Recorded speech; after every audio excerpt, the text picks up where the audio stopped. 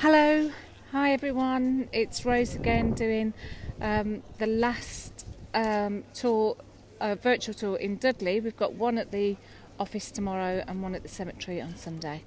But this is the last one in the town centre. It is Friday, 19th of June, and we're on day 9. Can't believe where that time has gone already. And today I'm talking about the Duncan Edwards statue. So we are in Dudley Marketplace, in the heart of the town, where there's been an open air market since the 12th century, and the market area was once owned by the Lord of Dudley. The fountain, which is said to be right in the middle of Dudley, so wherever you go from here, north, south, east or west, it is of an equal distance away, if you see what I mean. And it is on the site of an original town hall. And the town hall was demolished and replaced in 1867, October 1867. So that was what once stood there, the old town hall, and that would have been the toll house as well, and where people paid their taxes. And I have another one there of when it was replaced with the fountain, and that's how the fountain would have looked when it was first put here.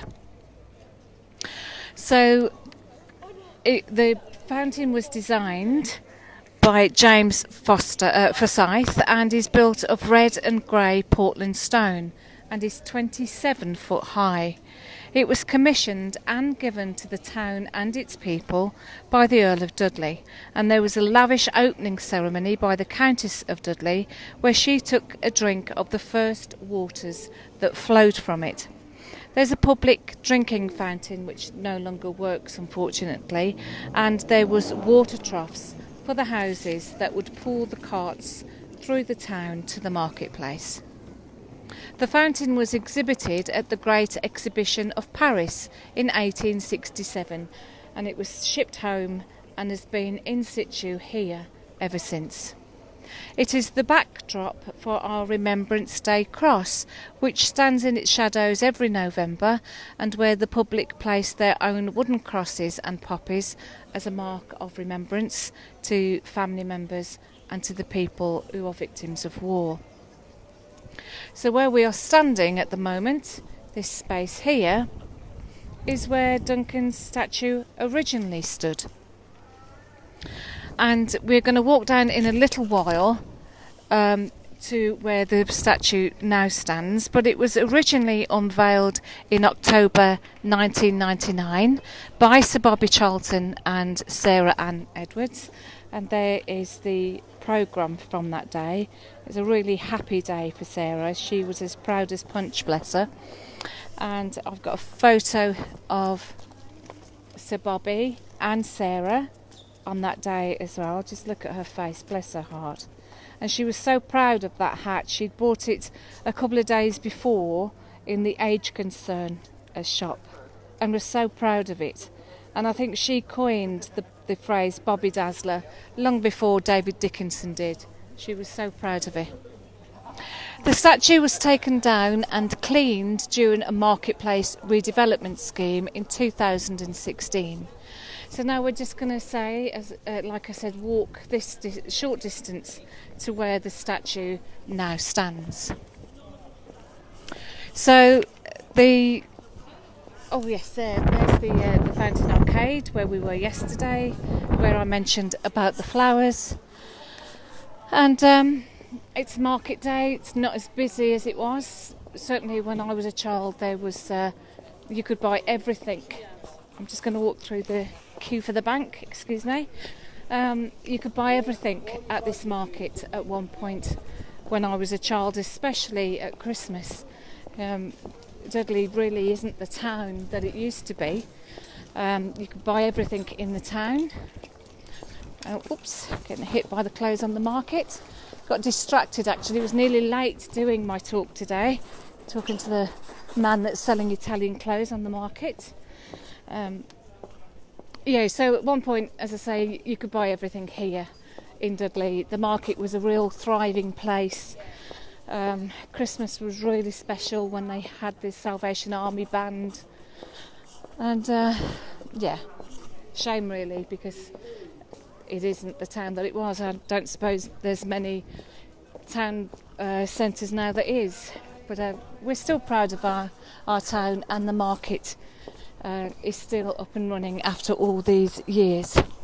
So we're approaching now the new location for the statue. As I say, it was put here in 2016. There's the market guys selling their fruit. I'm sure he says that in his sleep, bless him. So down this road here, this is Castle Street. There's Brian Mulholland's favourite pub in Dudley, the Castle. The guys always go there for a drink when they come to see us. There's St Edmund's Church, which I mentioned the other day when I was talking about Stafford Street. St Thomas's at the top of the town, top church. St Edmund's here at the bottom is bottom church. And just beyond the traffic light, where you can see the building with a flag on, that is the foundation office. So I'm not very far away from Duncan's statue at all. And just over the top there, on the hill, you can see Dudley Castle, our famous fortification, which was founded shortly after the Norman conquest. The first recorded castle was made of wood, which then became a wattle and daub castle, and eventually, of course, over a period of time, became the stone castle made of local limestone. It is a site of many famous civil battles, and it is full of history, and lots of famous characters have visited there, including Henry VIII, his daughter Elizabeth I, King Charles II, Lady Jane Grey, the Nine-Day Queen, not to be confused with the famous ghost that haunts the ruins, the Grey Lady, who, as I said the other day, is said to be the former mistress of the castle, Lady Dorothy Beaumont. But we are here now at Duncan's statue, which I'm sure lots of you have seen for yourselves. Very close walk to where I am at the foundation office. The whole walk, except for Malvern Crescent, which is about 2 miles away and not part of the walking tour, is about roughly a mile square, so easily doable for the more abled person. And for those of you that are less abled, we can provide transport for you. So the statue then, the sculpture was James Butler, and he was awarded the MBE in 2009 and is one of the foremost figurative sculptors and a member of the Royal Academy. He has pieces of work all over the world, including a wonderful piece in the gardens in Funchal in Madeira, one of my most favourite places. His other local pieces are of Billy Wright, the famous statue outside the Molyneux. So there's another link there between Duncan and Billy, and also the Stan Cullis statue, again at Molyneux. And Stan Cullis, of course, was the man that so desperately wanted to sign Duncan for Wolverhampton Wanderers. It was placed on a plinth, as you can see, which it wasn't before. It was directly on the ground before. And it is uplit at night, so it is a real landmark. And the writing on there is in blue rather than red, and this depicts Duncan's England international career, not just his career with Manchester United. It is the place that hundreds of visitors come every year, and they see this as a really important part of the Duncan Edwards tour, especially those that have travelled down from Manchester that want to come and pay their respects to the great man. And as I said yesterday, we always put flowers here on the 21st of February and October the 1st as well. And it is something that we are extremely proud of here in Dudley.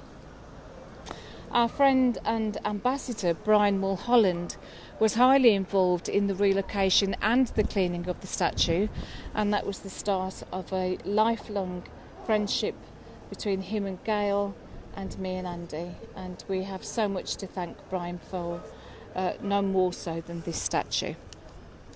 So as I said, this is the final location in the town centre for the Duncan Edwards Walk. Tomorrow we're going to look at the changes in the foundation office, because it has changed quite significantly since I did my live there quite a few weeks ago. We will show you the new memorabilia that people have kindly sent through. We'll show you Steve Donohue's shirt that we've had framed, and give you an update on the picture that a lot of you have had your names put on, and I will tell you, give you an update on the business incentive and the friends of the foundation as well. I've been inundated with requests and I'm doing it all by myself, but I'll tell you more about that tomorrow. And then on Sunday, the final day of the tour, and that will be at a later time. That will be at 3 o'clock, because I've got a really important Zoom meeting, which I can't tell you about at the moment, but I know will be of great news to the Red family. But that I've got that at 12, so I'm going to do my last live at 3 o'clock on Sunday, kick-off time, and it will be at Duncan's resting place at the cemetery down in Queen's Cross. So a highly significant place to end my walking tour. So if there's anybody that wants me to give their dads a mention, because it is Father's Day on Sunday, then drop me a message and I'll give you a shout out, and the special man in your life a shout out as well. Got a couple of shout outs today just before I go. I want to wish our wonderful friend and supporter Mary McGarry a very happy birthday. We just called down and dropped some little treats in for her, so happy birthday Mary, miss you. And a belated happy birthday to Richard Bulstride, who we met on a train in Munich at the 60th anniversary, and we've stayed really good friends ever since. And of course a very happy birthday to David Alley, who you may know of course as Spider. It's his birthday too, so happy birthday to you, darling. Thank you for everything that you do, and again I have to say a really big thank you to Pete Cashmore for everything that you've done for us. But for now I will leave you with this final shot of the great man himself in that incredible pose of his and those incredible thighs that he had, bless him. And again, I wish you a very happy rest of the day. Stay safe, look after each other, be kind, and I'll see you tomorrow at 1. Thanks for watching. Bye bye.